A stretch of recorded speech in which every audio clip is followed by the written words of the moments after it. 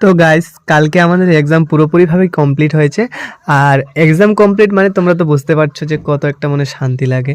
যে কোনো এক্সাম শেষ হলেই মানে মনে একটা আলাদাই অনুভূতি ফিল হয়। তাই আমিও একটু মনে শান্তি নিয়ে আজকে একটু একাই একাই ঘুরতে বের হয়েছিলাম। ঘুরতে আর কোথায় যাবো, তাই ভাবলাম একটু শপিং মল থেকে ঘুরে আসি।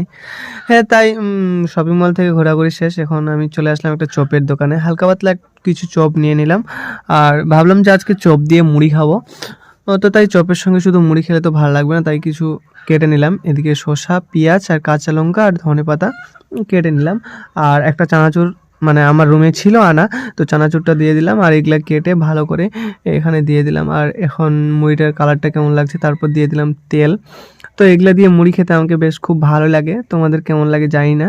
তো আমি প্রায় ডেইলি এরকম খাই, যদি রাত্রিবেলা ভাত রান্না না করি। তবে এরকমই মানে শসা, পেঁয়াজ, কাঁচা লঙ্কা, ধনেপাতা আর চপ নিয়ে আসি, এগুলো কেটে দিয়ে খাই। আমি এখন মুড়ি খাবো।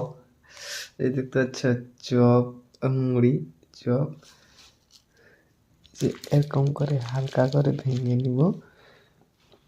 আর এখানে হচ্ছে মুড়ির সাথে এরকম করে নিব, এরকম করে। আর এরকম